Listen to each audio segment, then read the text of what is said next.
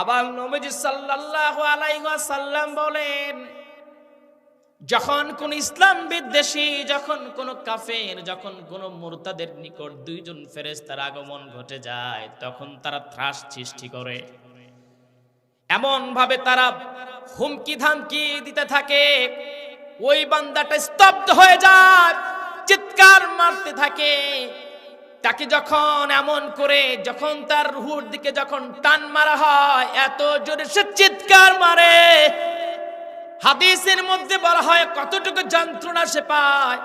একটা ছাগল, একটা বকরিকে যদি তাজা যদি তার মাথা থেকে চামড়াটা ছিলা হয়, কি পরিমাণে কষ্ট পাবে, সেই পরিমাণে কষ্ট দিয়ে দিয়ে তার রুহটা কবাজ করা হয়। এরপরে জাহান্নাম থেকে নিয়ে আসা দুর্গন্ধযুক্ত একটা চাদর দিয়ে তাকে আবৃত করে যখন আসমানে নিয়ে যাওয়া হয়, আসমানের দরজা খোলা হয় না। আমার ভাইরা, আমার বন্ধুগণ, আমরা আল্লাহর কাছে প্রার্থনা করি, আল্লাহ আমাদের মৃত্যু এমন করে দিবেন যে মৃত্যু বরণ করলে যেন আমরা জান্নাতে যেন যেতে পারি। জোরে কোন আমিন।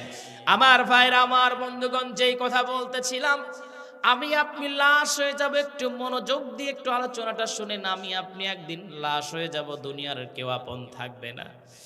আমার লাশখানা নিয়ে আসা হবে, নিয়ে আসার পর যখন গোসল করানো হবে, এই গোসল করানোর পর আমার আপনার লাশটাকে সুন্দর করে গোসল করায়া আমাকে আপনাকে ওই খাটিয়ায় করে যখন অন্ধকার কবরের দিকে রওনা দিয়ে দিবে।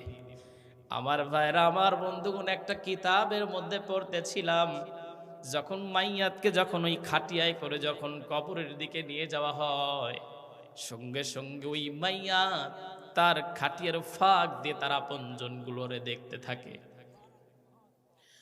দেখতে থাকে কারা আমাকে কবরের দিকে নিয়ে যাচ্ছে,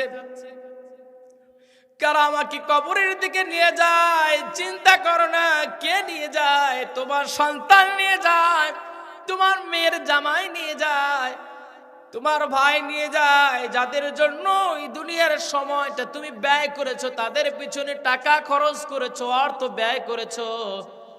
আজকে তারা নিষ্ঠুরের মতো তোমাকে ওই খাটিয়ায় করে অন্ধকার কবরের দিকে রওনা দিয়েছে। এরপরে জানাজা শেষে তোমাকে যখন অন্ধকার কবরের মধ্যে নামায়া দিবে, ভাইয়ের একটু চোখটা বন্ধ করে মিলায়া নাও, ওই খাটিয়ার মধ্যে তুমি আর তোমার আপনজনগুলো নিয়ে যাচ্ছে।